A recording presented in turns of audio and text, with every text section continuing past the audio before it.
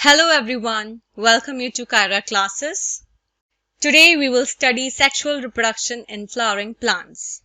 In this video we will cover complete chapter. So video start करने से पहले अगर आप चैनल पे नए हैं तो प्लीज सब्सक्राइब करें कायरा क्लासेस को. Thank you.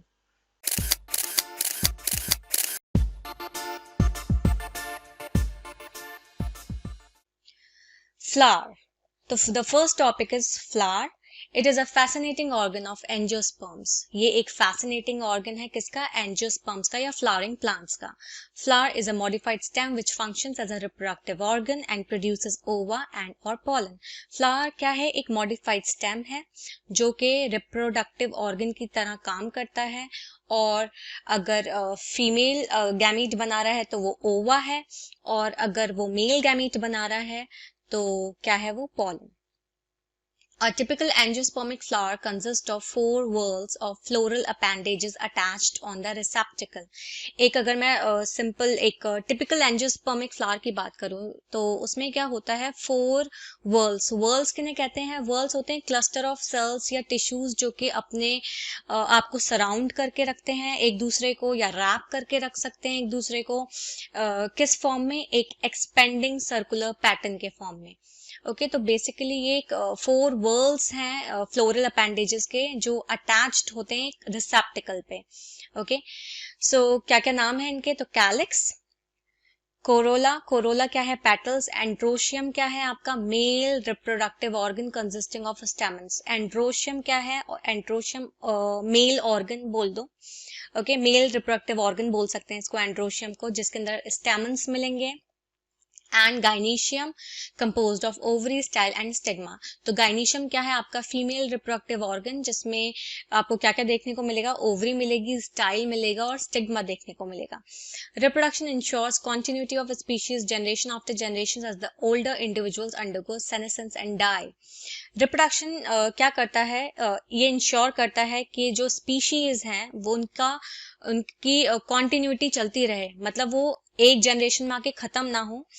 उनकी जो बेसिकली अगर मैं बात करूं उनका कॉन्टिन्यूअस फॉर्मेशन होता रहे इंडिविजुअल्स का या स्पीशीज का जो कि एक जनरेशन से दूसरे जनरेशन पास होते रहे.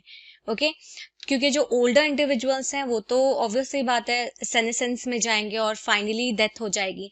तो रिप्रोडक्शन से क्या होता है कि पीढ़ी दर पीढ़ी जो है स्पीशीज आगे चलती रहे.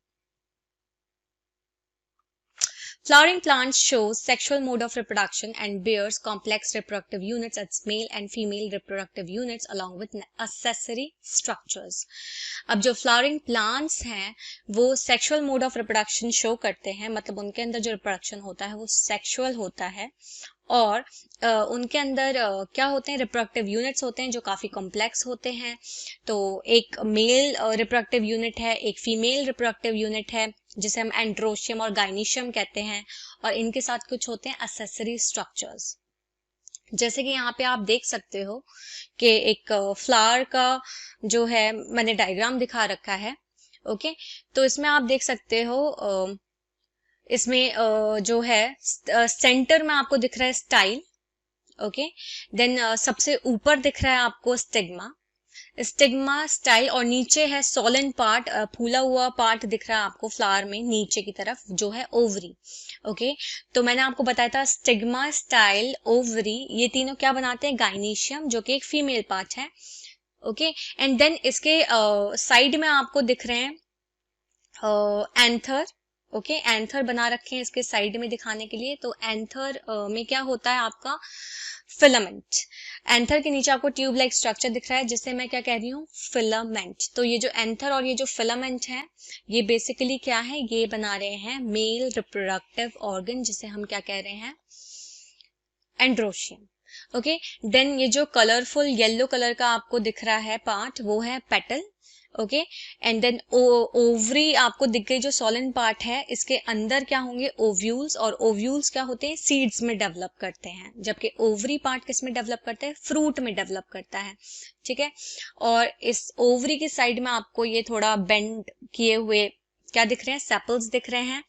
ओके और ओवरी की साइड में या ओव्यूल की साइड में आपको क्या दिख रहे हैं? नेक्टेरिफेरस एरिया दिख रहे हैं. ओके जहाँ पे नेक्टर बनता होगा।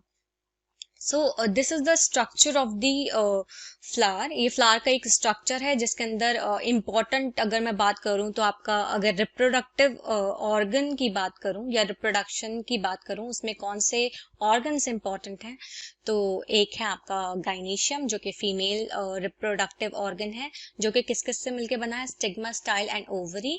और दूसरा कौन सा इम्पॉर्टेंट रिप्रोडक्टिव ऑर्गन है, वो है मेल रिप्रोडक्टिव ऑर्गन जिसे हम कहते हैं सिंपल स्टेमन। और ये किससे बना है, आपका एंथर और फिलामेंट से। ओके, अब हम देख लेते हैं प्री फर्टिलाइजेशन, उसके स्ट्रक्चर्स और इवेंट्स। जैसे हमने सेक्सुअल मोड ऑफ रिप्रोडक्शन की जब बात की थी तो उसमें मैंने आपको बताया था 3 इंपॉर्टेंट इवेंट्स होते हैं। पहला है pre fertilization, fertilization and then post fertilization. तो ऐसे ये भी जो फ्लावरिंग प्लांट है ये सेक्सुअल मोड ही है इसका रिप्रोडक्शन का, तो इसमें भी जो पहला इवेंट है वो है प्री फर्टिलाइजेशन। तो प्री फर्टिलाइजेशन में क्या होता है, several structural and hormonal changes lead to formation and development of the floral primordium. बहुत सारे स्ट्रक्चरल और हार्मोनल चेंजेस होते रहते हैं जिसकी वजह से क्या होता है, फ्लोरल प्राइमोडियम का फॉर्मेशन और डेवलपमेंट होता है। Inflorescence is formed that bears floral birds and then flower. Inflorescence का क्या मतलब होता है कि जो फ्लावर है बेसिकली, ठीक है, तो वो फ्लावर को फॉर्म करना है, तो लेकिन उससे पहले क्या होगा, छोटे छोटे बर्ड्स फ्लोरल बर्ड्स खिलेंगे। Okay, then floral buds mature होंगे, डेवलप होंगे एंड देन फाइनली क्या होगा, वो क्या बन जाएगा, फ्लावर बन जाएगा। तो इनफ्लोरेसेंस का मतलब यही होता है, अगर मैं फ्लावर के स्ट्रक्चर की बात करूं तो that is basically inflorescence. So inflorescence is formed that bears floral buds and then flower. Okay, तो inflorescence form होता है जो कि floral buds अपने अंदर bear करके रखता है, और फिर वो floral buds की बात करूं या फिर वो जो flower है basically, तो ये inflorescence ही form करता है। अब जो फर्स्ट टॉपिक है प्री फर्टिलाइजेशन इवेंट का, वो है स्टेमन, माइक्रोस्पोरेंजियम एंड पॉलन ग्रेन। तो इसके बारे में पढ़ते हैं अब हम। Stamen consist of long and slender stalk called filament and generally bilobed anthers. जो stamen है basically जो मेल रिप्रोडक्टिव ऑर्गन है जिसे मैं एंड्रोशियम कह रही हूँ, तो वो stamen क्या कंसिस्ट, उसके अंदर क्या होता है, एक long slender stalk like filament structure होता है जो मैंने आपको डायग्राम में दिखाया था। ओके, और जनरली क्या होता है, ये जो एंथर्स जो होते हैं जो ऊपर मैंने आपको दिखाया था डायग्राम के अंदर, जो एंथर होते हैं वो होते हैं बाइलोब्ड, मतलब 2 लोब्स प्रेजेंट होंगे उन एंथर्स में। तो अगर मैं सिंपल स्टेमन का स्ट्रक्चर की बात करूं तो सबसे ऊपर आपको एंथर दिख रहा है जो कि बाइलोब्ड है, 2 लोब से मिलके बना है वो एंथर, एंड देन उसके नीचे से एक स्लेंडर स्टॉक निकल रही है लंबी सी जिसे मैं कह रही हूँ फिलामेंट। और जब एंथर और फिलामेंट को एक साथ मैं बोलूंगी तो वो क्या बन जाएगा, stamen. Each lobe contains 2 theca, that is डायथीकियस।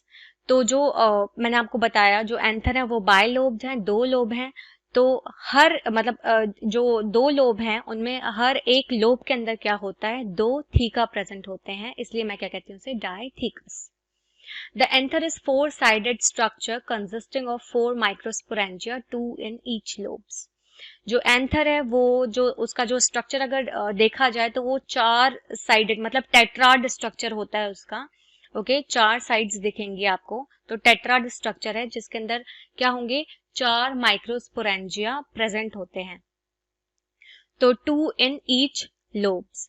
जो अगर मैं 4 माइक्रोस्पोरेंजिया की बात कर रही हूँ तो इसका क्या मतलब हुआ कि जो 2 मतलब सेट बन गया बेसिकली। तो जो 2 लोब हैं, क्योंकि बाइलोब्ड एंथर है तो 2 लोब हैं, तो उसके अंदर बेसिकली क्या है, जो 4 माइक्रोस्पोरेंजिया वो कैसे अरेंज्ड हैं, 2 एक लोब के अंदर एक सेट बना रहे हैं और 2 दूसरे जो 2 हैं माइक्रोस्पोरेंजिया वो दूसरे लोब के अंदर सेट बना रहे हैं।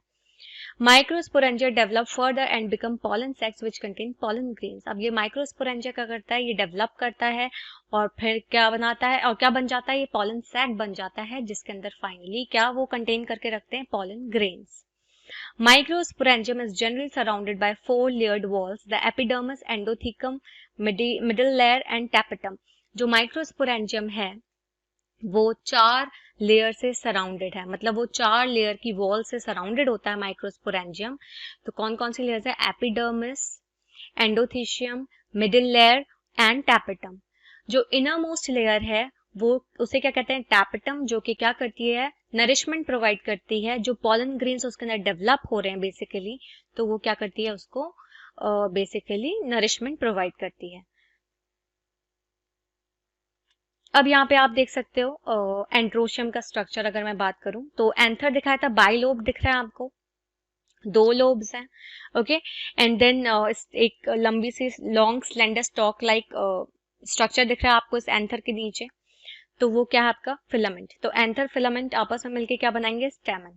ओके, अब यहाँ पे हम देख सकते हैं दूसरी side 3 dimensional cut section of an anther show कर रखा है कि अगर आप इस तरह से, आपको 3 डिमेंशनल मतलब 3 डिमेंशंस में अगर कट करोगे आप एंथर को, तो आपको ऐसा दिखेगा। ओके, तो आप यहाँ पे देख सकते हो पॉलन ग्रेन्स दिख रहे हैं आपको, छोटे छोटे जो राउंड सर्कुलर जो सर्कुलर रेड कलर के जो आपको स्ट्रक्चर्स दिख रहे हैं वो पॉलन ग्रेन्स हैं। और ये पॉलन ग्रेन्स किस में प्रेजेंट है? ये पॉलन सैक में प्रेजेंट है। ओके, नीचे क्या है? लाइन ऑफ डेहिसेंस, और फिर आपको नीचे क्या दिख रहा है? फिलामेंट या स्टॉक। अब हम बात करते हैं स्पोरोजेनस टिश्यूज की। It is compactly arranged homogeneous cells which are present at center of each microsporangium when the anther is young. Sporogenous tissues क्या होते हैं? ये compactly arranged होते हैं, मतलब एक साथ जुड़े होते हैं, कोई स्पेस नहीं रहता है इनके बीच में, इंटरसेलर स्पेसेस। तो ये compactly arranged होते हैं, homogeneous cells होते हैं ये। ओके, जो कि सेंटर पे प्रेजेंट होते हैं ईच माइक्रोस्पोरेंजियम के, मतलब हर माइक्रोस्पोरेंजियम के आपको सेंटर पे ये देखने को मिलेंगे स्पोरोजीनियस टिश्यूज, जब एंथर क्या होता है? यंग होता है। माइक्रोस्पोरोजेनेसिस क्या होता है? अब ये देख लेते हैं। The process of the formation and differentiation of microspores. ये एक वो प्रोसेस है जिसमें फॉर्मेशन और डिफरेंशिएशन होता है, मतलब फॉर्मेशन और डिफरेंशिएशन, मतलब डिफरेंशिएशन वही मॉडिफिकेशन, या आप कह सकते हो चेंजेस, किसके? माइक्रोस्पोर्स के। और माइक्रोस्पोर्स यहाँ मैं किसको कह रही हूँ? पॉलन ग्रेन्स को। From microspore mother cells. Okay, जिसे मैं शॉर्ट फॉर्म में कह रही हूँ MMC. By reductional division is called microsporogenesis. तो माइक्रोस्पोरोजेनेसिस का क्या मतलब होता है? The process of the formation and differentiation of microspores from microspore mother cells. जो माइक्रोस्पोर मदर सेल्स हैं उनसे पॉलन ग्रेन्स का क्या होता है? फॉर्मेशन होता है, वो बनते हैं और डिफरेंशिएट करते हैं with the help of reductional division. किसके थ्रू करते हैं वो? Reductional division. रिडक्शनल डिवीजन किसे कहते हैं? मियोसिस को कहते हैं। तो इस प्रोसेस को क्या कहते हैं? माइक्रोस्पोरोजेनेसिस। तो सिंपल अगर मैं एक या 2 लाइन में बताने की कोशिश करूं तो इसका यही मतलब है कि जब माइक्रोस्पोर मदर सेल से पॉलन ग्रेन्स या माइक्रोस्पोर्स बन रहे हैं और डिफरेंशिएट हो रहे हैं बाय मियोसिस, उसे हम कहेंगे microsporogenesis. The cells of sporogenous tissues undergo meiotic division to form microspore tetrad. अब ये जो सेल्स हैं स्पोरोजेनस टिश्यूज के, ये मियोटिक डिवीजन में जाते हैं और क्या बनाते हैं? Microspore tetrad. As the anther mature and dehydrate the microspore dissociate and develops into pollen grains. अब मैंने आपको ये बताया कि जो स्पोरोजेनस टिश्यूज हैं उनके जो सेल्स हैं वो मियोटिक डिवीजन में जा रहे हैं, और मियोटिक डिवीजन के बाद ये क्या बनाएंगे? माइक्रोस्पोर टेट्राड, मतलब 4 स्ट्रक्चर्स मिलेंगे आपको माइक्रोस्पोर के। एज द एंथर मैच्योर, जैसे एंथर मैच्योर करेगा और डिहाइड्रेट करेगा, तो माइक्रोस्पोर जो है वो डिसोसिएट हो जाते हैं, अलग हो जाते हैं और डेवलप हो जाते हैं पॉलन ग्रेन्स में। यहाँ पे आप देख सकते हो नीचे डायग्राम है, transfer section of a mature anther. Okay, आपको यहाँ पे दिख रहा है कनेक्टिव टिश्यू दिखा रखा है। ओके, एपिडर्मिस है जो बाहर की लेयर है, एंडोथीशियम है, स्पोरोजेनस टिश्यू है। ओके, स्पोरोजेनस टिश्यू है ये वाला जो कि मियोटिक डिवीजन या मियोसिस में जाएगा, जो कि माइक्रोस्पोर टेट्राड बनाएगा। ठीक है, फिर आपको टैपेटम दिख रहा है यहाँ पे। टैपेटम क्या करता है? इनर लेयर है जो कि या इनर वॉल है या इनर लेयर है जो कि क्या कर रही है? नरिशमेंट प्रोवाइड कर रही है डेवलपिंग पॉलन ग्रेन्स को। और फिर यहाँ पे मिडिल लेयर शो कर रखी है। ओके, अब दूसरी साइड मैंने दिखा रखा है एक माइक्रोस्पोरेंजियम का बहुत बड़ा सा view, in large view of one microsporangium showing wall layers. अब यहाँ पे आप देख सकते हो सबसे बाहर है एपिडर्मिस, देन एंडोथीशियम, फिर बीच में ये मिडिल लेयर्स, फिर आपको दिख रहे हैं ये माइक्रोस्पोर मदर सेल्स दिख रहे हैं, एमएमसी जिन्हें मैं कह रही हूँ, एंड देन ये टैपेटम है, ओके, जो इनर वॉल है या इनर लेयर है। तो ये माइक्रोस्पोर मदर सेल्स क्या होंगे, इनका रिडक्शनल डिवीजन होगा, मियोटिक डिवीजन होगा, और फिर क्या होगा, ये क्या बनाएंगे, माइक्रोस्पोर्स बनाएंगे या पॉलन ग्रेन्स फॉर्म करेंगे। पॉलन ग्रेन, पॉलन ग्रेन का आप एक सबसे पहले इसके अंदर स्ट्रक्चर देखो, एक डेहिसिड एंथर दिखा हुआ है, जब एंथर फट जाएगा, ओके, तो कैसा दिखेगा, ये कुछ ऐसे दिख रहा है आपको ये स्ट्रक्चर, ओके। तो यहाँ पे पॉलन ग्रेन्स दिखा रही हूँ मैं, जो डिस्पर्स्ड हैं, फैले हुए हैं।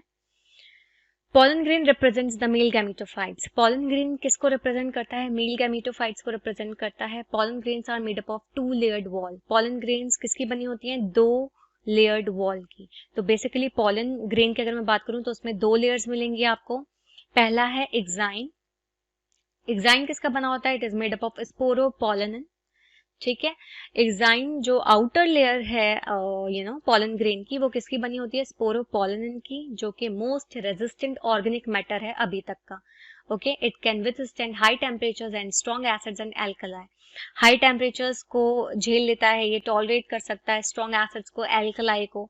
No enzyme can degrade sporopollenin. तो अभी तक का जाना गया है कि ये सबसे ज्यादा रेजिस्टेंट ऑर्गेनिक मैटर है, जिसका नाम है स्पोरोपोलेनिन, ओके। और ये high temperature strong acids alkali को झेल लेता है, टॉलरेट कर सकता है, ओके। और कोई भी एंजाइम जो है वो अभी तक डिग्रेड नहीं कर पाया स्पोरोपोलेनिन को। सेकेंड इसकी लेयर है इंटाइन, इंटाइन क्या है, इसकी अंदर की लेयर की अगर मैं बात करूं तो वो है intine, thin and continuous layer होती है, ये पतली होती है और कॉन्टिन्यूटी में चलती रहती है। It is made up of cellulose and pectin, किसकी बनी होती है, ये सेलुलोज की और पैक्टिन की बनी होती है, जबकि एक्साइन स्पोरोपोलेनिन की बनी हुई थी। थर्ड और किससे बना होता है आपका, पॉलन ग्रेन्स में क्या होता है, जर्म पोर्स होते हैं, apertures on exine where sporopollenin is absent. Basically germ pores क्या होते हैं, ये वो अपर्चर्स होते हैं एक्साइन वॉल पे जहां पे स्पोरोपोलेनिन जो है वो प्रेजेंट नहीं है, एब्सेंट है। और ये जर्म पोर्स क्या होते हैं, ये पॉलन ट्यूब को फॉर्म करते हैं। फोर्थ है plasma membrane surround cytoplasm of pollen grain, जो प्लाज्मा मेम्ब्रेन है वो साइटोप्लाज्म को सराउंड करती है पॉलन ग्रेन की। तो बेसिकली प्लाज्मा मेम्ब्रेन क्या करती है, साइटोप्लाज्म को सराउंड करती है। पॉलन ग्रेन का जो साइटोप्लाज्म है उसको क्या सराउंड करेगा, प्लाज्मा मेम्ब्रेन। मैच्योर पॉलन, सो मैच्योर पॉलन की अब बात करते हैं। Mature pollen consist of 2 sales with nucleus, vegetative and generative, okay. तो एक मैच्योर पॉलन जो है वो 2 सेल्स को कंसिस्ट करता है न्यूक्लियस के साथ, ओके। तो वो 2 सेल्स अगर मैं बात करूं तो वो है वेजिटेटिव एंड जनरेटिव। तो वेजिटेटिव सेल क्या होता है, वेजिटेटिव सेल बिगर, बड़े होते हैं, अबंडेंट फूड रिजर्व होता है इनका, लार्ज इरेगुलर न्यूक्लियस होता है, and it is responsible for the development of pollen grain. तो जो वेजिटेटिव सेल है वो क्या होता है, वो किसमें हेल्प करता है, किस चीज के लिए रिस्पॉन्सिबल है, तो ये पॉलन ग्रेन को डेवलप करने के लिए रिस्पॉन्सिबल है। अब दूसरा है जनरेटिव सेल, जनरेटिव सेल का क्या काम है, तो ये छोटे होते हैं जबकि वेजिटेटिव सेल बड़े होते हैं। इन्वॉल्व्स इन सिंगैमी, सिंगैमी मैंने आपको बताया फ्यूज विद एन एग, जब मेल गैमीट फीमेल गैमीट से फ्यूज करेगा, या जब पॉलन ग्रेन्स जो है वो अगर एग सेल से फ्यूज करेंगे तो उसे कहते हैं सिंगैमी। थर्ड है डेंस साइटोप्लाज्म एंड न्यूक्लियस, इसके पास साइटोप्लाज्म काफी डेंस होता है और न्यूक्लियस होता है। ये है जनरेटिव सेल। तो मैंने आपको बताया अभी कि अगर मैं मैच्योर पॉलन की बात करूं तो जैसे अभी पिछली साइड में अभी हमने बात की थी पॉलन ग्रेन की वॉल के बारे में कि 2 वॉल्स से बना होता है, तो पहला है एक्साइन आउटर एंड दूसरा इनर जो है वो है इंटाइन। ऐसे ही अब मैच्योर पॉलन की बात कर रही हूँ कि एक मैच्योर पॉलन को देखा जाए तो उसमें 2 सेल्स मिलेंगे आपको न्यूक्लियस के साथ। तो वो 2 सेल्स कौन कौन से होते हैं, एक होता है वेजिटेटिव सेल और दूसरा होता है जनरेटिव सेल, जिसके बारे में अभी मैंने आपको बताया। अब यहाँ पे आप डायग्राम देख सकते हो किस तरह से पॉलन ग्रेन जो है वो डेवलप हो रहा है माइक्रोस्पोर से। तो फर्स्ट आपको दिख रहा है माइक्रोस्पोर, देन सेकंड में आपको दिख रहा है वैक्यूल्स शो कर रखे हैं, न्यूक्लियस दिखा रखा है। देन थर्ड स्टेज में एसिमेट्रिक स्पिंडल बन रहा है एंड फाइनली एक मैच्योर पॉलन ग्रेन बन रहा है जिसमें वेजिटेटिव सेल दिख रहा है आपको और जनरेटिव सेल दिख रहा है। वेजिटेटिव सेल जो है वो काफी बड़ा है as compare to generative cell. Pollen grains of many species, example Parthenium, cause severe allergies and bronchial diseases in some people and leads to chronic respiratory disorders, asthma, bronchitis, etc. बहुत सी species के जो pollen grains होते हैं, example के तौर पे parthenium, ये क्या करते हैं, ये काफी हद तक या सीवियर खतरनाक एलर्जीज पैदा कर सकते हैं, ब्रोंकियल डिजीजेस कर सकते हैं कुछ लोगों में, और रेस्पिरेटरी डिसऑर्डर्स कर सकते हैं, क्रॉनिक मतलब काफी हद तक खतरनाक रेस्पिरेटरी डिसऑर्डर्स ये पैदा कर सकते हैं जैसे कि asthma, bronchitis. Pollen grains are rich in nutrients and are used as pollen tablets as food supplements. Pollen grains जो होते हैं उनमें न्यूट्रिएंट्स की मात्रा बहुत ज़्यादा होती है, तो जो pollen grains है उनको pollen tablets के तौर पे भी यूज़ किया जाता है as food supplements. Viability of pollen grain varies with species to species and should land on stigma before this period to germinate. तो जो पॉलन ग्रेन की वाइबिलिटी है वो स्पीशीज टू स्पीशीज चेंज करती है और उसे स्टिग्मा पे लैंड करना होता है अपने जर्मिनेशन पीरियड से पहले। Pollen grains of large numbers of species are stored in liquid nitrogen at temperature -196 degree Celsius called pollen bank. Pollen grains जो होते हैं बहुत सारे species के pollen grains जो हैं वो स्टोर करके रखे जाते हैं एक लिक्विड नाइट्रोजन में जिसका टेम्परेचर होता है -196 डिग्री सेल्सियस, जिसे कहते हैं हम pollen bank. So the second topic is the pistil megasporangium, जिसे ओव्यूल कहते हैं, एंड एम्ब्रियो सैक। गाइनीशियम में consist of single pistil that is monocarpellary और more than one pistil that is polycarpellary which may be fused syncarpous और free apocarpous. तो जो gynoecium है, जो फीमेल रिप्रोडक्टिव ऑर्गन है, उसमें एक पिस्टल आपको मिल सकता है। अगर एक पिस्टल की आपको गाइनीशियम दिख रही है तो वो मोनोकार्पलरी है, या अगर एक से ज्यादा आपको पिस्टल दिख रही है तो वो पॉलीकार्पलरी है। अब ऐसा भी हो सकता है कि अगर ये जो पॉलीकार्पलरी है ये अगर फ्यूज्ड है, एक दूसरे से जुड़े हुए हैं, तो सिनकार्पस कंडीशन है। अगर ये पिस्टल एक दूसरे से अलग हैं या फ्री हैं तो वो एपोकार्पस कंडीशन है। Example multicarpellary and syncarpous pistil papaver, multicarpellary and apocarpus pistil michelia। तो multicarpellary का मतलब क्या होगा, इसके अंदर एक से ज्यादा आपको पिस्टल मिलेंगे, okay.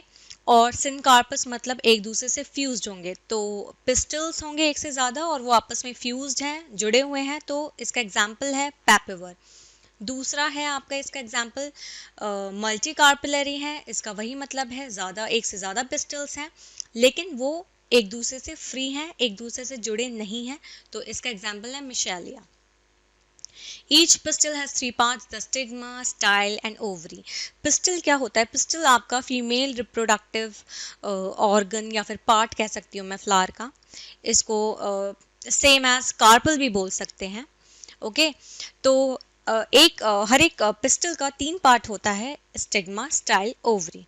Inside the ovary is ovarian cavity. Ovary के अंदर अगर देखा जाए तो क्या प्रेजेंट होता है, ओवेरियन कैविटी, एक कैविटी प्रेजेंट होती है जिसे ओवेरियन कैविटी कहते हैं और इसका नाम है locule. The placenta is located inside the ovarian cavity. जो प्लेसेंटा है वो ओवेरियन कैविटी के अंदर लोकेटेड होता है। Megasporangia ovules arise from placenta. तो मेगास्पोरेंजिया क्या होते हैं, ये ओव्यूल्स होते हैं और ये ओव्यूल्स फाइनली किस में डेवलप करते हैं, सीड्स में करते हैं। तो ये जो मेगास्पोरेंजिया जिन्हें ओव्यूल्स कहा जाता है ये प्लेसेंटा से ही निकलते हैं। Now let's see megasporangium. Megasporangium का स्ट्रक्चर जिसे हम ओव्यूल कहते हैं। तो ovule is a small structure attached to placenta. Ovule एक छोटा सा स्ट्रक्चर होता है जो कि प्लेसेंटा से अटैच्ड होता है, जुड़ा होता है। Funicle stalk by which ovule is attached to placenta. Funicle क्या है, फ्यूनिकल एक स्टॉक है जिससे जो ओव्यूल है वो प्लेसेंटा से अटैच्ड होता है। तो फ्यूनिकल की मदद से जो ओव्यूल है वो प्लेसेंटा से अटैच्ड रहता है। Hilum, hilum is junction between ovule and funicle. Hilum क्या है, एक तरह से जंक्शन है किसके किसके बीच में, ओव्यूल और फ्यूनिकल के बीच में। नेक्स्ट है इंटेग्यूमेंट्स। इंटेग्यूमेंट्स क्या है, प्रोटेक्टिव एनवेलप्स, जो प्रोटेक्शन में हेल्प करता है या फिर प्रोटेक्ट करता है बेसिकली ओव्यूल को। Micropyle, a small opening at the tip of ovule into where pollen tube enters. Micropyle क्या है, बेसिकली एक छोटी सी ओपनिंग होती है ओव्यूल के टिप पे जिसमें पॉलन ट्यूब एंटर करती है। तो बेसिकली ओव्यूल जो है उसमें अगर मैं बात करूं तो पॉलन ट्यूब को एंटर करना पड़ेगा। ओव्यूल में फीमेल गैमीट है तो उससे बेसिकली मेल गैमीट को फ्यूज करना पड़ेगा, उसके साथ मिलना पड़ेगा। तो उसे कौन हेल्प करेगा, तो वो माइक्रोपाइल एंड ही है या माइक्रोपाइल रीजन है, जो कि एक छोटी सी ओपनिंग है ओव्यूल के टिप पे जिसमें से पॉलन ट्यूब एंटर करता है। कैलिजा, कैलिजा क्या होता है, basal part of ovule. Ovule का बेसल पार्ट या नीचे वाला हिस्सा जो बेस बनाता है ओव्यूल का उसे कहते हैं कैलिजा। न्यूसैलस, न्यूसैलस 2n मतलब diploid condition. Mass of cells enclosed in integuments. तो न्यूसैलस क्या होता है, मास ऑफ सेल्स जो कि इंटेग्यूमेंट्स में इनक्लोज्ड होता है। सेल्स का मास होता है जो कि इंटेग्यूमेंट्स में क्या है, इनक्लोज्ड है, कवर्ड है। It has abundant food reserve, इसके पास बहुत सारा फूड रिजर्व होता है। तो बेसिकली ये ओव्यूल का स्ट्रक्चर है। ओके, अब यहाँ पे हम देख सकते हैं डायग्राम में, फर्स्ट है a dissected flower of hibiscus showing pistil. तो यहाँ पे हिबिस्कस फ्लावर को डाइसेक्ट किया हुआ है जिससे कि सिर्फ इसका एक पिस्टल या फीमेल रिप्रोडक्टिव ऑर्गन आपको दिखा सके।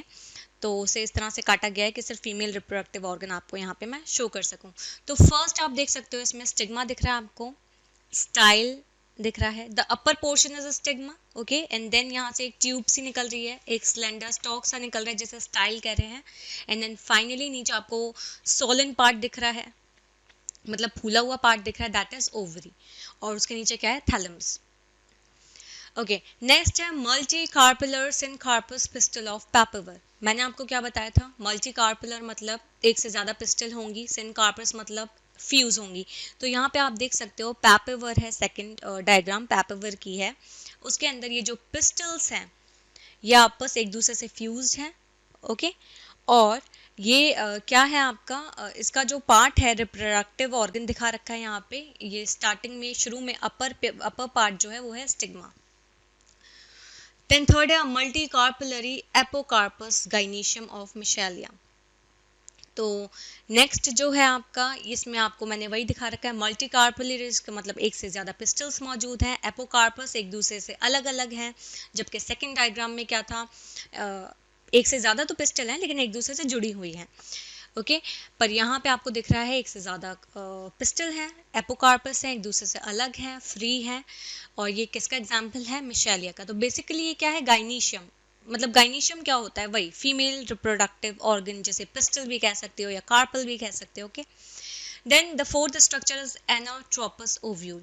अब एनाट्रोपस ओव्यूल क्या होता है ये अभी हम आगे डिटेल में पढ़ेंगे। अभी इसका स्ट्रक्चर देख सकते हैं ओव्यूल का, जैसे मैंने आपको पिछली स्लाइड में बताया था। आप देख सकते हो हाइलम दिख रहा है आपको, फ्यूनिकल देख सकते हो आप, micropyle, micropyle region. Okay, micropyle क्या है आपका, यहीं से क्या होगा, पॉलन ट्यूब जो है वो एंटर करेगी ओव्यूल में। आउटर इंटेग्यूमेंट प्रोटेक्शन में जो हेल्प करेगा, ये बाहर का इंटेग्यूमेंट है। इनर इंटेग्यूमेंट अंदर दिख रहा है आपको, ये इसका भी क्या काम है, सिंपल उसको प्रोटेक्शन देना ओव्यूल को। न्यूसैलस दिख रहा है, इसके अंदर खूब सारा फूड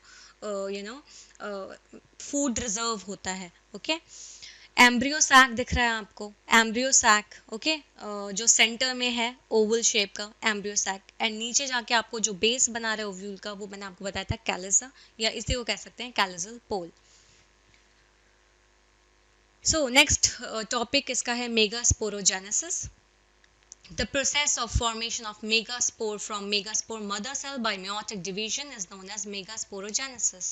तो मेगास्पोरोजेनेसिस किसे कहते हैं, उस प्रोसेस को कहते हैं जिसमें मेगास्पोर का फॉर्मेशन हो रहा है किसकी मदद से, मेगास्पोर मदर सेल की मदद से, by meiosis is known as megasporogenesis. Okay, so basically जो आपका मेगास्पोर मदर सेल है MMC, वो रिडक्शनल डिवीजन या मियोसिस करता है और क्या बनाता है आपका megaspore. This process takes place in ovule. ये जो मेगास्पोरोजेनेसिस है ये कहाँ होता है, ये ओव्यूल में होता है। Next, ovule differentiates a single megaspore mother cell MMC in the micropylar region of nucellus. अब ये जो ovule है ये क्या करता है, ये डिफरेंशिएट करता है, एक सिंगल मेगास्पोर मदर सेल को डिफरेंशिएट करता है, ठीक है, जिसे शॉर्ट फॉर्म में MMC भी कहते हैं। किसमें, माइक्रोपाइलर रीजन ऑफ न्यूसेलस। जो न्यूसेलस का माइक्रोपाइलर रीजन है उसमें ये क्या करता है, एक मेगास्पोर मदर सेल को डिफरेंशिएट करता है। कौन, ovule. MMC undergoes meiotic division that results into the production of 4 megaspores. अब ये जो मेगास्पोर मदर सेल है ये meiotic division में जाता है जिससे क्या बनते हैं, 4 मेगास्पोर्स बनते हैं। Next, in most of the flowering plants 3 megaspores degenerate. ज़्यादातर जो फ्लावरिंग प्लांट्स हैं या एंजियोस्पर्म्स हैं उनमें 3 मेगास्पोर्स डीजेनरेट हो जाते हैं, मतलब खत्म हो जाते हैं। एक मेगास्पोर जो बचता है वो डेवलप करता है फीमेल गैमेटोफाइट या जिसे कहते हैं एम्ब्रियो सैक। तो बन तो रहे हैं 4 मेगास्पोर्स, किसकी मदद से, मेगास्पोर मदर सेल की मदद से। Okay, megaspore mother cell meiosis करके 4 मेगास्पोर्स तो बना रहा है, लेकिन क्या होता है ज़्यादातर फ्लावरिंग प्लांट्स में 4 में से जो 3 मेगास्पोर्स हैं वो डीजेनरेट कर जाते हैं या ख़त्म हो जाते हैं और बचता कौन सा है, एक मेगास्पोर, जो कि फाइनली किस में डेवलप करता है, फीमेल गैमेटोफाइट में, और जिसको हम कह सकते हैं embryo sac. So this is basically megasporogenesis. The nucleus of functional megaspore divides mitotically to form 2 nuclei which move to opposite poles to form 2 nucleate embryo sac.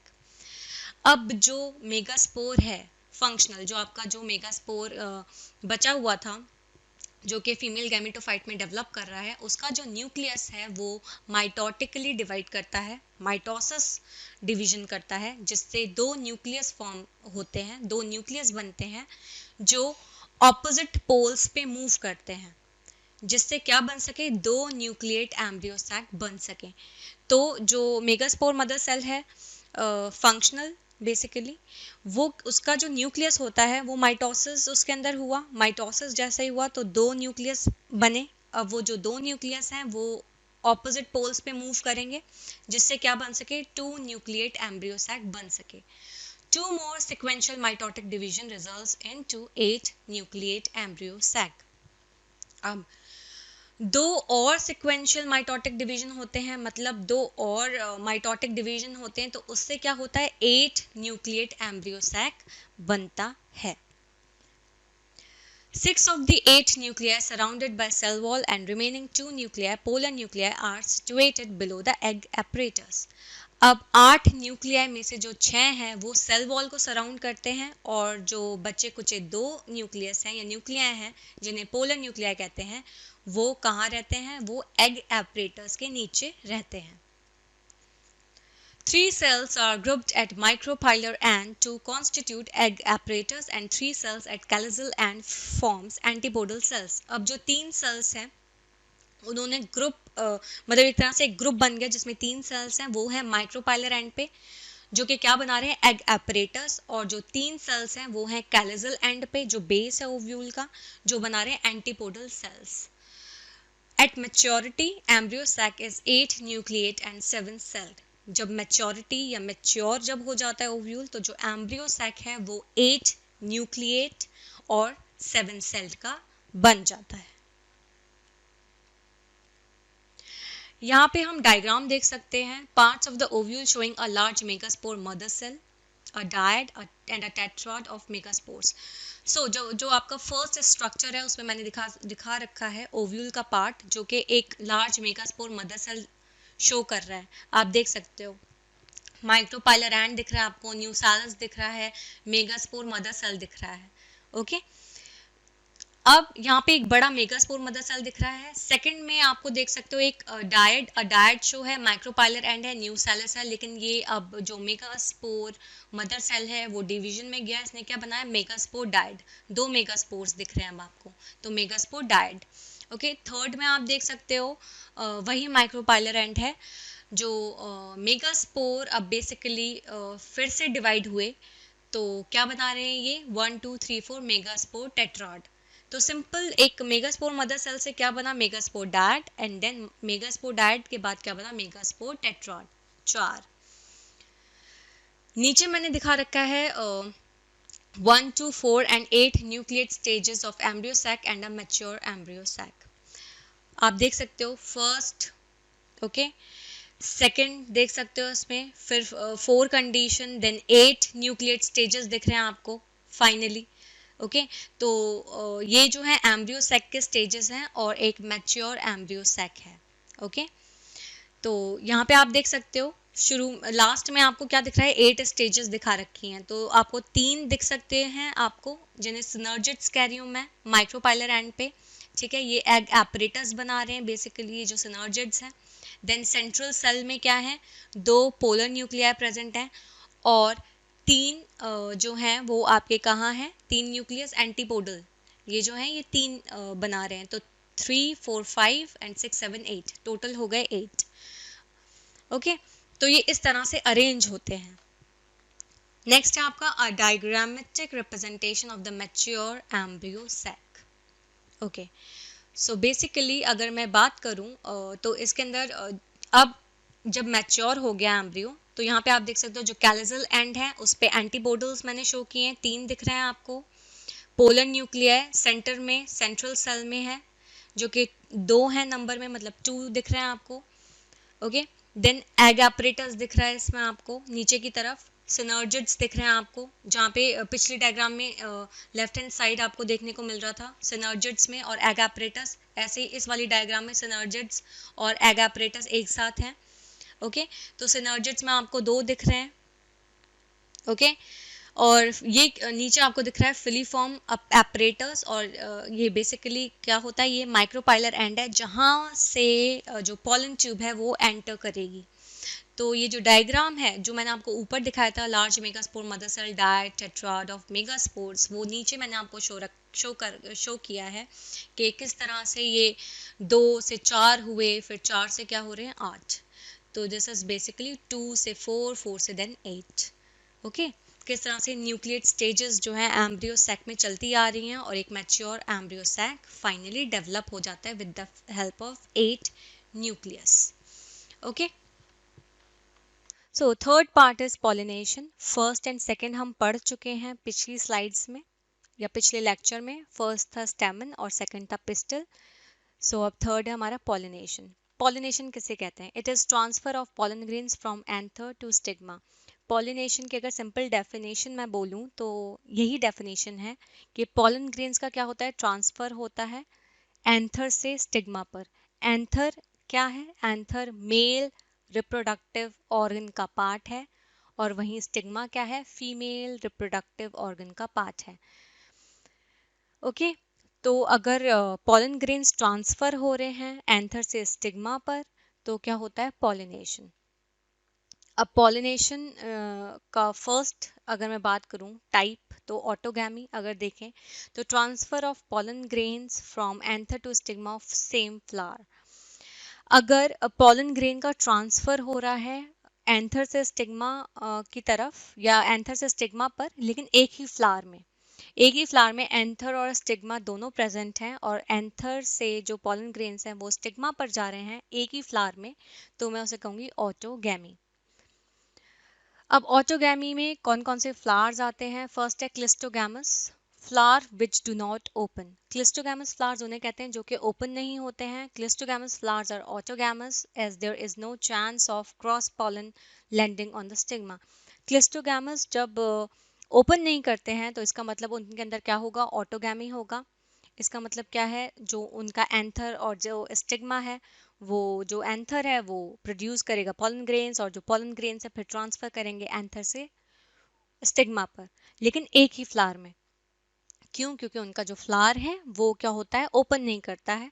तो ओपन नहीं करेगा तो इसका मतलब कोई क्रॉस पॉलन लैंडिंग नहीं हो सकती, किसी दूसरे फ्लावर का पॉलन ग्रेन उसके स्टिग्मा पर लैंड नहीं कर सकता है। तो chance of cross pollen landing on the stigma is there is no chance, okay, nil है, मतलब इसका चांस जो है क्रॉस पॉलन लैंडिंग का या क्रॉस पॉलिनेशन का, तो वो क्या है, निल, zero chances. Cleistogamous flowers produce assured seed set even in the absence of pollinators.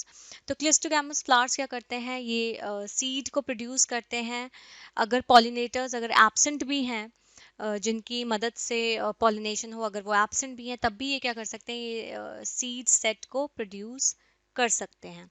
Example voila, common जिसे कहते हैं common name pansy, oxalis and commelina. Second जो अगर मैं बात करूं फ्लावर की, वो है कैस्मोगैमस। अब कैस्मोगैमस क्या होते हैं, दे एक्सपोज्ड एंथर एंड स्टिग्मा, ये अपना एंथर और स्टिग्मा एक्सपोज करते हैं। देन गिटोनोगैमी सेकंड पार्ट है। गिटोनोगैमी क्या होता है, transfer of pollen grains from anther to stigma of different flower of same plant. अगर पॉलन ग्रेन्स ट्रांसफर कर रहे हैं एंथर से स्टिग्मा पर, लेकिन दूसरे फ्लावर में, मतलब प्लांट तो सेम है, लेकिन अगर मैं कहूँ उस प्लांट में दो फ्लावर्स हैं, तो अगर वो आपस में पॉलन ग्रेन, एक फ्लावर जो है उसके अंदर पॉलन ग्रेन है और दूसरे फ्लावर में अगर मैं कहूँ स्टिग्मा, तो वहां से फर्स्ट फ्लावर से जो पॉलन ग्रेन है वो ट्रांसफर हो रहा है to the stigma of the other flower. तो अब मैं कहूँगी ये कौन सा प्रोसेस है, गिटोनोगैमी। ऑटोगैमी में एक ही फ्लावर में हो रहा था, जबकि गिटोनोगैमी में दो फ्लावर्स हैं, तो दोनों के बीच में क्या हो रहा है, pollination. Geitonogamy is functionally cross pollination, इसे क्रॉस पॉलिनेशन भी कहा जाता है, इन्वॉल्विंग अ पॉलिनेटिंग एजेंट। इसके लिए एक पॉलिनेटिंग एजेंट की जरूरत पड़ती है जो पॉलिनेशन में हेल्प करे। Genetically it is similar to autogamy since the pollen grains come from the same plant. अगर मैं जेनेटिकली बात करूं तो ये सिमिलर ही होगा ऑटोगैमी से, क्योंकि जो पॉलन ग्रेन्स हैं वो एक ही सेम प्लांट से आ रहे हैं। फ्लावर ही तो अलग हो रहा है इसमें, लेकिन प्लांट तो सेम है, ओके। थर्ड है इसमें xenogamy, transfer of pollen grain from anther to stigma of different plants flower of same species. अब जीनोगैमी क्या होता है, तो जीनोगैमी में क्या होता है, पॉलन ग्रेन ट्रांसफर तो होते हैं एंथर से स्टिग्मा पे, लेकिन अलग अलग प्लांट्स के फ्लावर पे, लेकिन स्पीशीज क्या है, सेम। तो स्पीशीज तो सेम है, लेकिन अलग अलग प्लांट्स के फ्लावर पे क्या हो रहा है, एंथर जो है वो पॉलन ग्रेन को ट्रांसफर कर रहा है, ओके, टू द स्टिग्मा। अब बात कर लेते हैं नेक्स्ट टॉपिक जो है इसका, एजेंट्स ऑफ पॉलिनेशन की।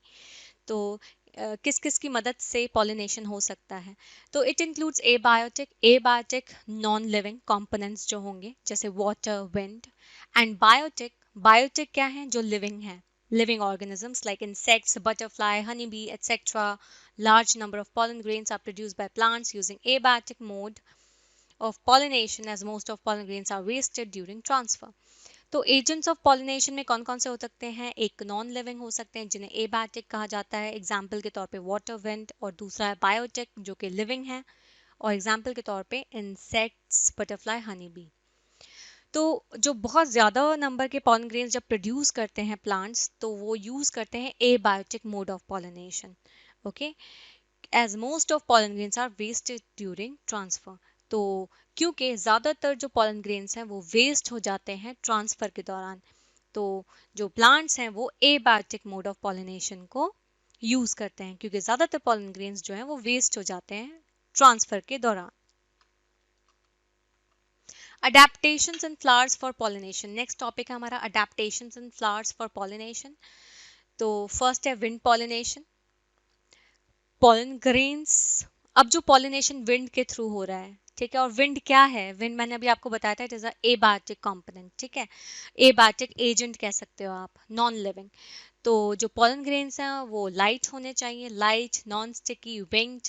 जो एंथर है उसे वेल एक्सपोज्ड होना चाहिए, स्टिग्मा लार्ज होना चाहिए, फेदरी होना चाहिए, फ्लावर इसमें वन ओव्यूल हो सकता है, arranged as inflorescence, example corn, cob, cotton, date palm, ये सब विंड पॉलिनेशन में है।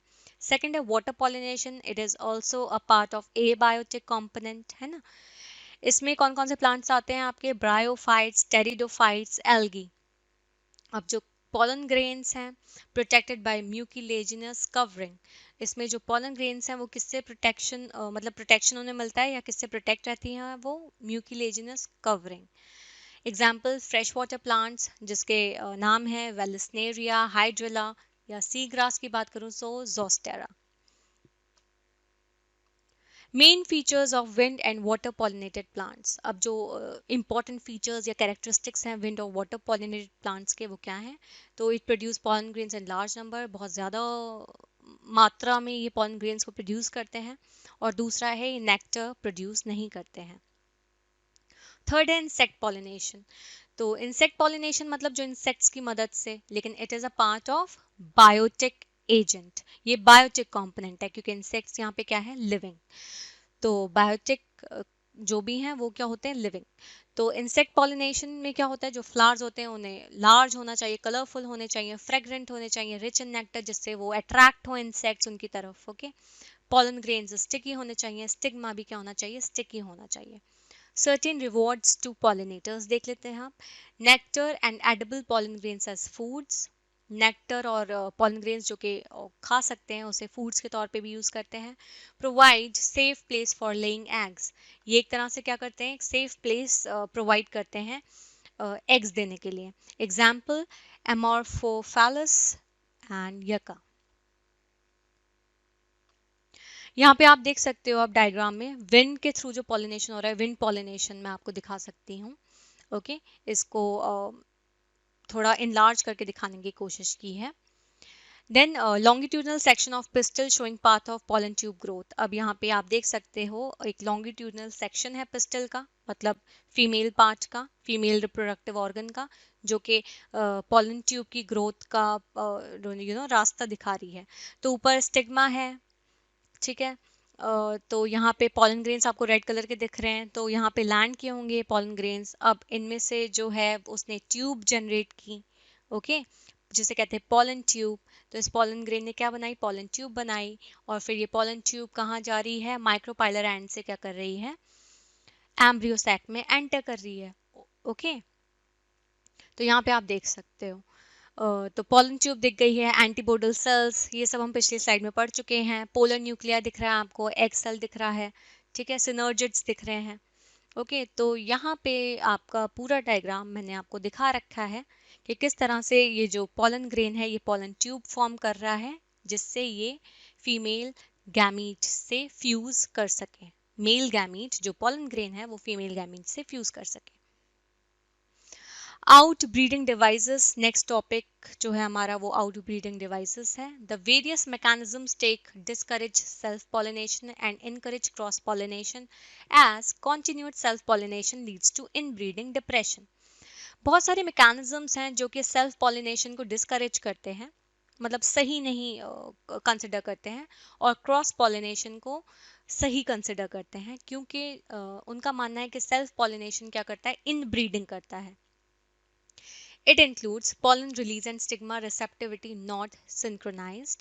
जो pollen release हुआ है, pollen निकला है, और जो stigma की receptivity है, stigma जो stigma की capability है उस pollen grain को receive करने की, तो वो एक साथ नहीं चलती है।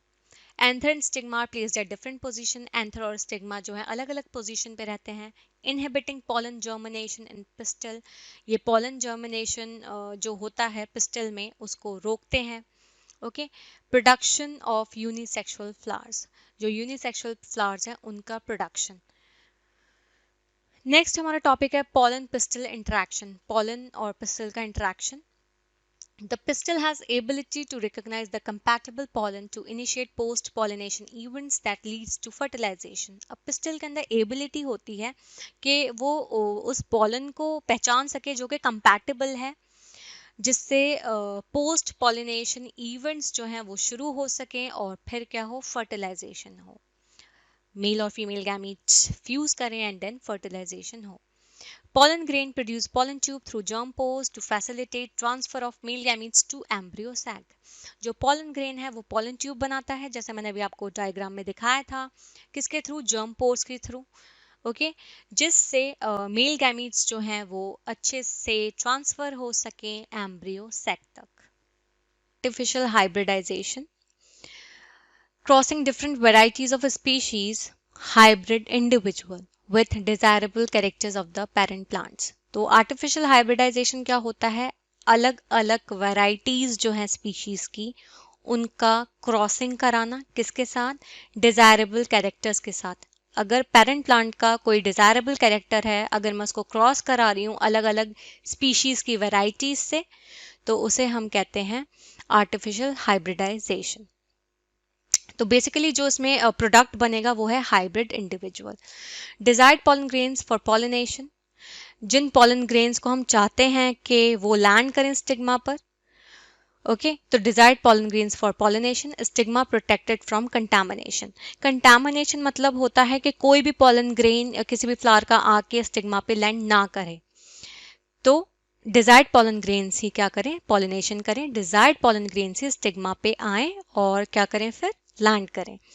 लेकिन कंटामिनेशन से बचाने का मतलब स्टिग्मा को यही है कि कोई भी अनवांटेड पॉलन ग्रेन जो है स्टिग्मा पे आके लैंड ना करे। इमैस्कुलेशन किसे कहते हैं, it is a removal of anther. अगर आप एंथर को निकाल रहे हो इसका मतलब है वो फ्लावर इमैस्कुलेटेड है, या इमैस्कुलेशन प्रोसेस उसे कहते हैं। नेक्स्ट है बैगिंग। बैगिंग किसे कहते हैं, flower covered bag made up of butter prevent contamination of stigma from unwanted pollen। Flower covered मतलब फ्लावर को कवर कर दिया जाता है बैग से जो कि एक बटर से बना होता है, जिससे कंटामिनेशन ना हो स्टिग्मा का फ्रॉम अनवांटेड पॉलन। मतलब ऐसा ना हो कि कोई भी पॉलन आके जिसे हम नहीं चाहते वो स्टिग्मा पे लैंड कर जाए, तो इसे कहते हैं कंटामिनेशन। तो कंटामिनेशन ना हो स्टिग्मा का। Then bagged flower attains receptivity, mature pollen grains dusted on the stigma, rebagged fruits allowed to develop। Bagged flower वही है, bagged flower का मतलब यही है, attains receptivity। receptivity मतलब pollen grains को रिसीव करने की capability। mature pollen grains जो है वो stigma पर dust करते मतलब land करते हैं, और rebagged मतलब फ्रूट्स जो हैं वो अलाउ होते हैं डेवलप करने के, फिर फ्रूट्स जो हैं फाइनली डेवलप करते हैं। डबल फर्टिलाइजेशन क्या होता है, after entering the one of the synergids, each pollen grain releases two male gametes. One male gametes fuse with egg known as syngamy, and other male gametes fuse with two polar nuclei, triple fusion, to produce triploid primary endosperm nucleus, short में जिसे कहते हैं pen. तो double double fertilisation क्या होता है, जैसे कि मैंने आपको बताया था, जब मेल गैमीट्स जो टू मेल गैमीट्स हैं जो पॉलन ट्यूब से माइक्रोपाइलर एंड के थ्रू एंटर कर रहा है ओव्यूल में या एम्ब्रियो सैक में, तो क्या होता है, जो पॉलन ग्रेन जो है वो दो मेल गैमीट्स रिलीज कर रहा है जो कि पॉलन ट्यूब के थ्रू ट्रेवल कर रहे हैं और माइक्रोपाइलर एंड के थ्रू एंटर कर रहे हैं एम्ब्रियो सैक में। तो जो एक मेल गैमीट है वो किसके साथ फ्यूज करता है, वो करता है एग के साथ, जो है फीमेल गैमीट बेसिकली, जिसे कहते हैं हम सिंगैमी। तो यहाँ पे फ्यूजन हो रहा है मेल गैमीट का और फीमेल गैमीट का। यहाँ पे मेल गैमीट आपका पॉलन ग्रेन है जो कि किसके साथ फ्यूज कर रहा है, फीमेल गैमीट जो कि एग है। तो इस प्रोसेस को कहते हैं सिंगैमी। और जो दूसरा मेल गैमीट है वो किसके साथ फ्यूज करता है, वो दो पोलर न्यूक्लियाई के साथ फ्यूज करता है। तो जब दो पोलर न्यूक्लियाई के साथ फ्यूज करेगा वो एक मेल गैमीट, तो इसे कहते हैं हम triple fusion. Okay, to produce triploid primary endosperm nucleus. इसकी मदद से क्या प्रोड्यूस होता है, ट्रिप्लॉइड प्राइमरी एंडोस्पर्म न्यूक्लियस, जिसे पेन कहते हैं, PEN।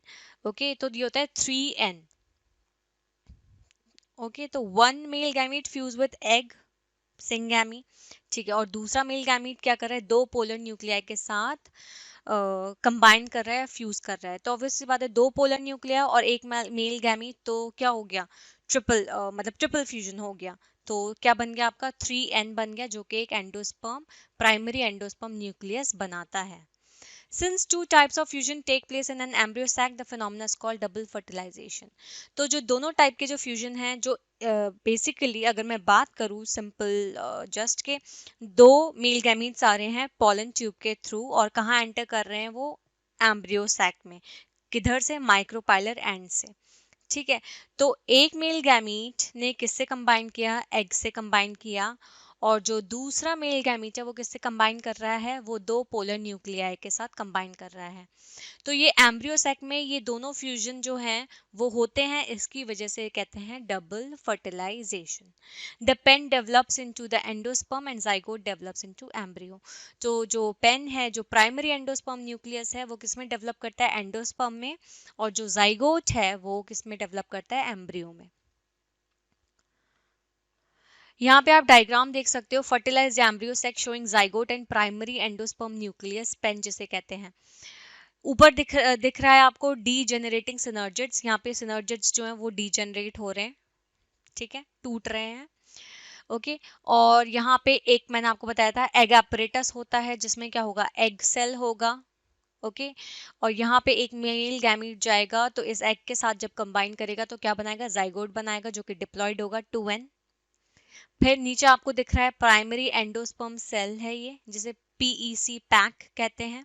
इसी के अंदर क्या है आपका, प्राइमरी एंडोस्पर्म न्यूक्लियस, जो 3n, मैंने आपको बताया क्यों क्यों क्योंकि फ्यूजन हो रहा है, ट्रिपल फ्यूजन हो रहा था इसके अंदर, ठीक है। दो पोलर न्यूक्लियाई एक मेल गैमीट के साथ मिलके क्या बना रहे थे, एंडोस्पर्म बना रहे हैं, जो कि क्या है, बेसिकली ट्रिप्लॉइड है, ट्रिप्लॉइड कंडीशन में 3n, ओके।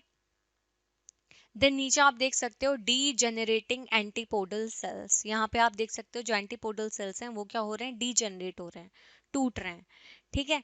देन यहाँ पे आप राइट हैंड साइड देख सकते हो डायग्राम, जाइगोट दिखा रखा है मैंने, ओके। ग्लोबुलर एम्ब्रियो कुछ इस टाइप के शेप का दिखता है, हार्ट शेप्ड एम्ब्रियो इस टाइप का दिखता है, ठीक है, जिसमें सस्पेंसर है, ये जो रीजन है वो सस्पेंसर है, देन रेडिकल है, कॉटिलेडन है, प्लीम्यूल है, ये है आपका मैच्योर एम्ब्रियो की अगर मैं बात करूं। तो डिफरेंट टाइप्स के एम्ब्रियो होते हैं इसके अंदर, मैंने आपको दिखा रखा है, एक है ग्लोबुलर एम्ब्रियो जो इस शेप का दिखेगा, एक हार्ट शेप्ड एम्ब्रियो है जो कि ऐसा दिखेगा आपको, okay.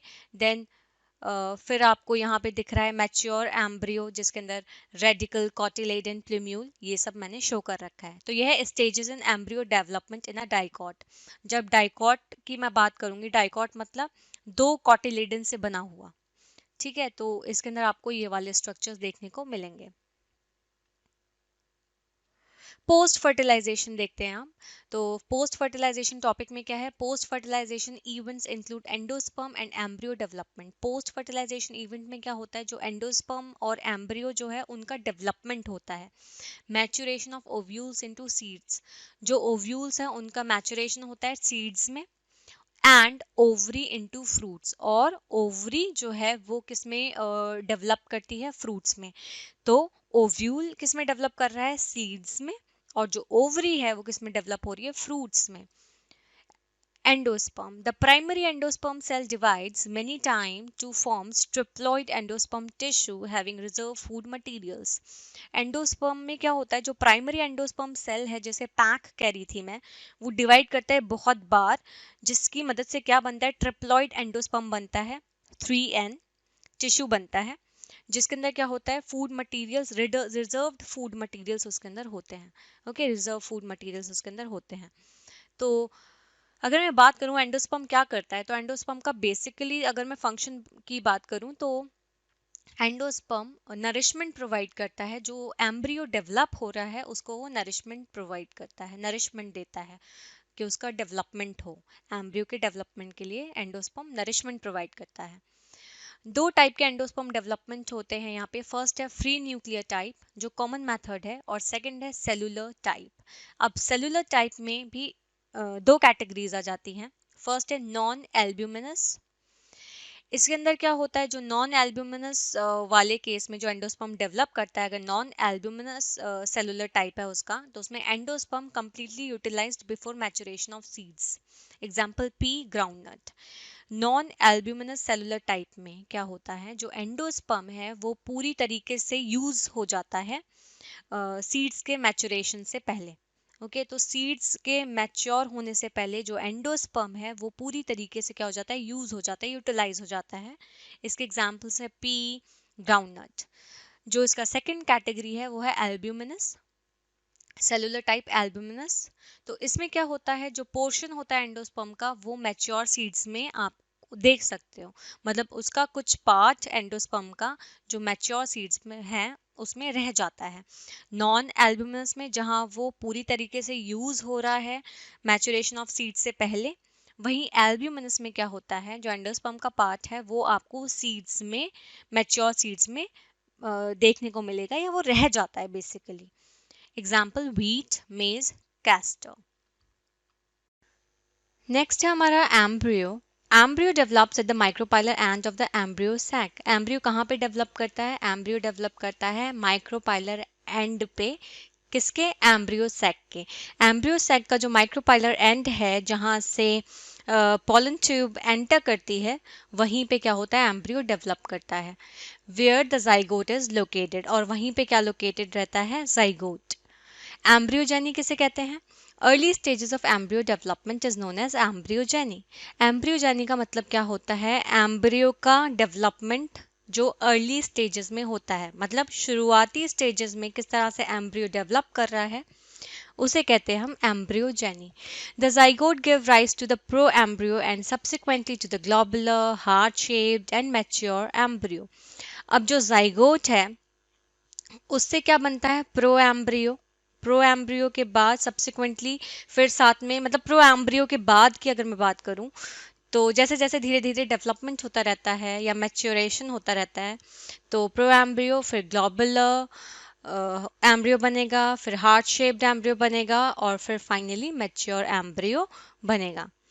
Embryo consist of, embryo किस किस चीज़ों से मिलके बना है, तो सबसे पहले एम्ब्रियो में होता है embryonal axis, cotyledons, plumule, radical. तो ये चार पार्ट्स हैं एम्ब्रियो के जिससे एम्ब्रियो बनता है। मतलब अगर मैं किसी एम्ब्रियो को लेबल करूंगी तो उसमें मुझे embryonal axis, cotyledons, plumule, radical, ये सब देखने को मिलेगा।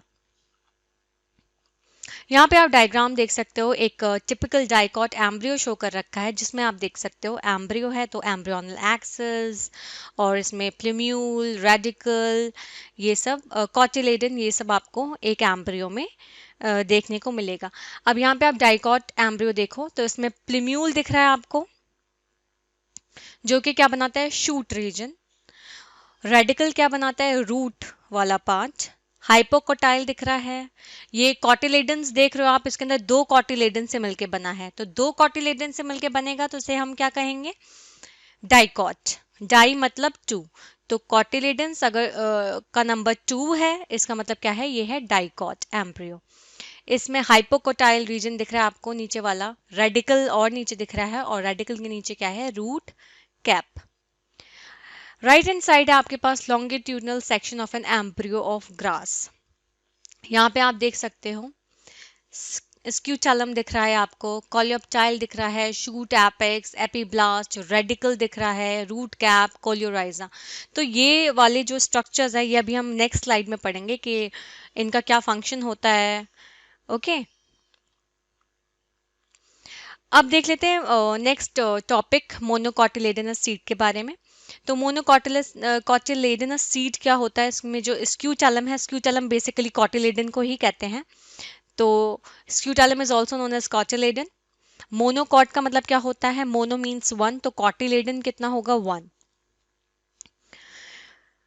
Coleorhiza, undifferentiated sheath covering radicle and root cap. Coleorhiza क्या होता है, एक तरह से अनडिफरेंशिएटेड शीथ या कवर टाइप है, एक शीथ है जो कि रेडिकल और रूट कैप को क्या करता है, कवर करके रखता है, जैसा आप पिछली स्लाइड में देख सकते हो।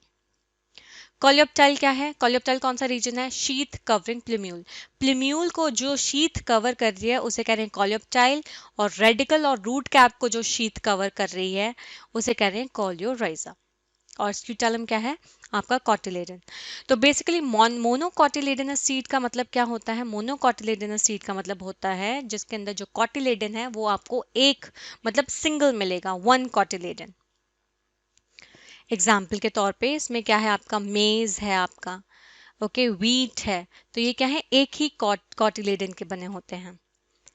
जबकि डाइकॉट का एग्जाम्पल मैं दे सकती हूँ, ग्राम चना, उसके अंदर 2 कॉटिलेडन्स होते हैं। नेक्स्ट टॉपिक है seed. Fertilized and mature ovule develops into seed.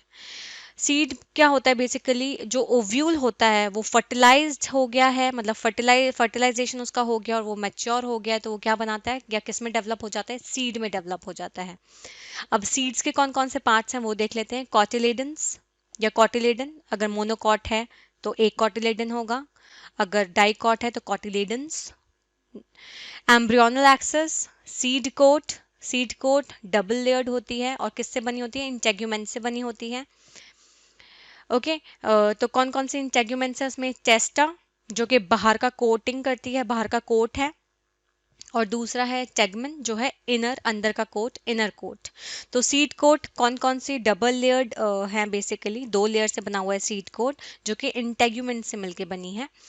टेस्टा जो आउटर कोट है सीड कोट, और जो टेगमेन है वो इनर कोट है सीड कोट। नेक्स्ट टॉपिक है माइक्रोपाइल। बेसिकली ये सीड के ही आपके क्या हैं, पार्ट्स हैं। तो माइक्रोपाइल में क्या है, small opening on seed coat, it facilitates entry of water and O2 into seeds for germination. तो माइक्रोपाइल क्या है, एक तरह से सीड कोट पर एक छोटी सी ओपनिंग होती है जो कि किस में हेल्प करती है, पानी की एंट्री में मदद करती है और ऑक्सीजन को ट्रांसपोर्ट करने में सीड्स में क्या करती है, फैसिलिटेट या हेल्प करती है, जिससे जर्मिनेशन हो। हाइलम क्या है, it is the scar on seed coat. एक तरह से स्कार, जो सीड कोट पर अगर आपको स्कार दिख रहा है थोड़ा, ओके, तो उसे क्या क्या कहते हैं हम, हाइलम। सीड 2 टाइप के हो सकते हैं, एल्ब्यूमिनस एंड नॉन एल्ब्यूमिनस। अब देखते हैं नेक्स्ट, पेरिस्पर्म। पेरिस्पर्म क्या होता है, remnants of new cells that is persistent example black pepper. Perisperm क्या है, remnants of new cells. New cells क्या होता है, जो सेंट्रल पार्ट है ओव्यूल का, जहाँ पे एम्ब्रियो सैक लोकेटेड है, उसे हम कहते हैं न्यू सेलस। तो न्यू सेलस क्या हो गया, जो सेंट्रल पार्ट है ओव्यूल का जहाँ पे एम्ब्रियो सैक लोकेटेड है, उसे कहते हैं हम न्यू सेलस। तो रेमिनेंट्स मतलब बचा कुचा टुकड़ा या हिस्सा न्यू सेलस का, जो कि क्या हो, फर्म हो या फिर स्ट्रॉन्ग हो, उसे हम कहते हैं पेरिस्पर्म। इसका एग्जाम्पल है ब्लैक पेपर। डोरमेंसी किसे कहते हैं, डोरमेंसी होता है स्टेट ऑफ इनएक्टिविटी, मतलब जब इनएक्टिव स्टेट में है, अगर सीड जो है वो जर्मिनेट नहीं कर रही, जबकि फेवरेबल कंडीशंस है एनवायरनमेंट की, तब भी सीड जर्मिनेट नहीं कर पा रही, तो मैं कहती हूँ उसे सीड डोरमेंसी।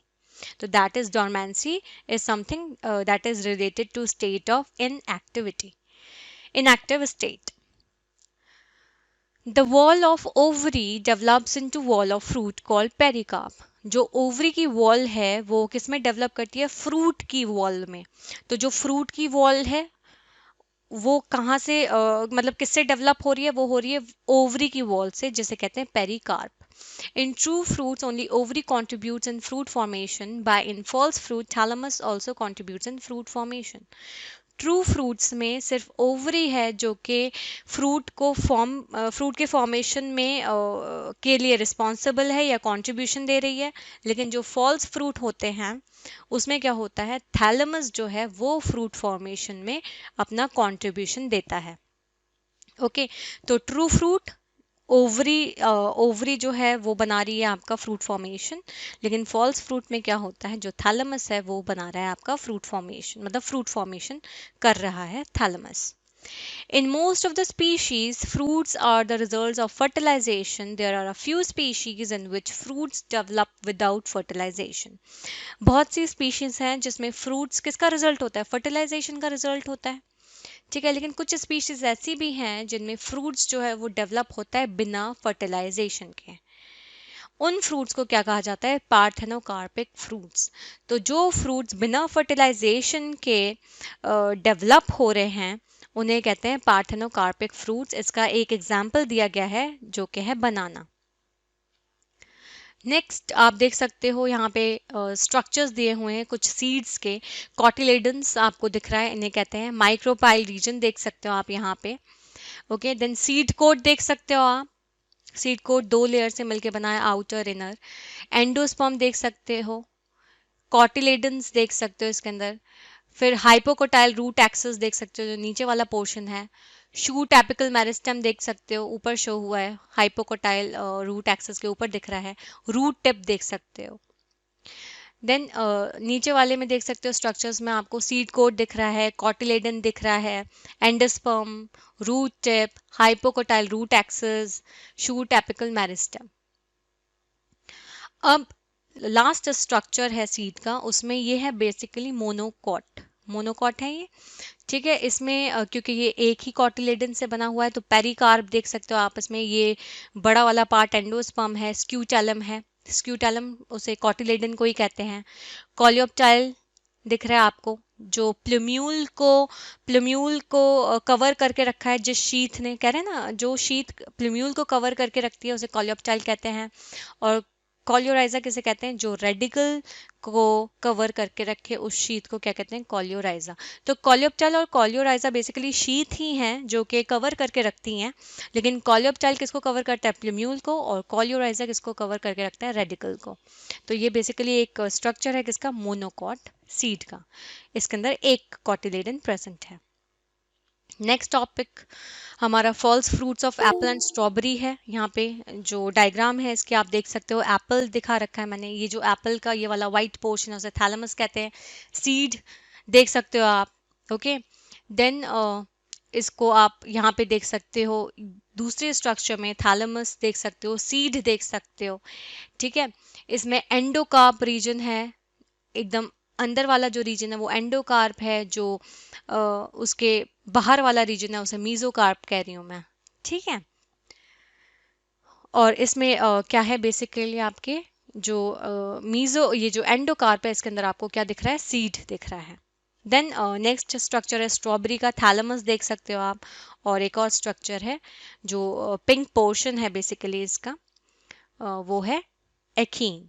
तो ये है false fruits of apple and strawberry. False fruits मतलब वही जो फ्रूट्स बिना फर्टिलाइजेशन के हैं या फिर सिंपल थैलेमस या उससे बन रहे हैं, तो उसे क्या कहते हैं हम, थैलेमस से अगर फ्रूट डेवलप हो रहा है तो उसे हम फॉल्स फ्रूट्स कहते हैं। और ट्रू फ्रूट किसे कहते हैं, जो फ्रूट्स ओवरी से डेवलप हो रहे हैं उन फ्रूट्स को कहते हैं ट्रू फ्रूट्स। हमारा जो नेक्स्ट टॉपिक है वो है अब एपोमाइक्सिस। एपोमाइक्सिस किसे कहते हैं, it is a form of asexual reproduction, mimics sexual reproduction. Asexual reproduction का ही फॉर्म है ये, लेकिन किसकी तरह या किसके जैसे लगता है, सेक्सुअल रिप्रोडक्शन की तरह ये लगता है। सीड फॉर्म्ड विदाउट फर्टिलाइजेशन, इसमें जो सीड होते हैं वो बिना फर्टिलाइजेशन के फॉर्म होते हैं। फॉर्मेशन ऑफ एपोमिक्टिक सीड्स, यहाँ पे क्या बनते हैं, एपोमिक्टिक सीड्स फॉर्म होते हैं। Diploid cell formed without meiosis, diploid cells जो होते हैं वो बिना मियोसिस के फॉर्म होते हैं। Develop into embryo without fertilization, और ये डिप्लॉइड सेल जो बिना मियोसिस के फॉर्म हो रहे हैं ये एम्ब्रियो में डेवलप हो जाते हैं बिना फर्टिलाइजेशन के। सेल्स ऑफ न्यूसैलस, न्यूसैलस मैंने अभी आपको बताया था, जो कि डिप्लॉइड है, वो एम्ब्रियो सेक को सराउंड करके रखता है, घेर के रखता है, और किसमें प्रोट्रूड करता है, एम्ब्रियो सेक के अंदर प्रोट्रूड करता है, और डेवलप किसमें करता है, एम्ब्रियोज में। Example citrus and mango. तो जो सेल्स हैं न्यूसैलस के जो एम्ब्रियो सेक को सराउंड करके रखते हैं, वो सेल्स न्यूसैलस के किसमें प्रोट्रूड करते हैं, एम्ब्रियो सैक में, और एम्ब्रियोज को डेवलप करते हैं। और डेवलप किसमें हो जाते हैं, बेसिकली एम्ब्रियोज में डेवलप हो जाते हैं। सेल्स ऑफ न्यूसैलस एम्ब्रियोज में डेवलप हो जाते हैं, इसके एग्जाम्पल हैं citrus and mango. Last topic है हमारा पॉली एम्ब्रियोनी। पॉली एम्ब्रियोनी किसे कहते हैं, occurrence of more than one embryo in a seed. अगर एक सीड में एक एम्ब्रियो से ज़्यादा एम्ब्रियो प्रेजेंट है या अकर कर रहा है तो उसे हम कहते हैं poly embryony. Often associated with apomixis, ज़्यादातर ये किसके साथ एसोसिएटेड होता है, एपोमाइक्सिस के साथ। मतलब जो एपोमाइक्सिस प्रोसेस है वही पॉली एम्ब्रियोनी करने के लिए एपोमाइक्सिस को फॉलो करना पड़ता है। मतलब सिंपल अगर मैं बात करूं तो अगर एपोमाइक्सिस जितने भी फ्रूट्स हैं उनमें ज़्यादातर आपको पॉली एम्ब्रियोनी मतलब एक एम्ब्रियो से ज़्यादा एम्ब्रियो दिखेंगे सीड्स के अंदर। इसके एग्जाम्पल हैं सिट्रस एंड ग्राउंड नट। तो आज की वीडियो में हमने sexual reproduction and flowering plants complete कर लिया है, पूरा चैप्टर हमारा हो चुका है। तो कोई भी डाउट, क्वेश्चन या कोई भी सजेशन हो तो प्लीज़ कमेंट बॉक्स में मुझे ज़रूर बताइए। आई होप आपको ये चैप्टर समझ में आया हो। Thank you for watching and please subscribe my channel for more videos. Thank you.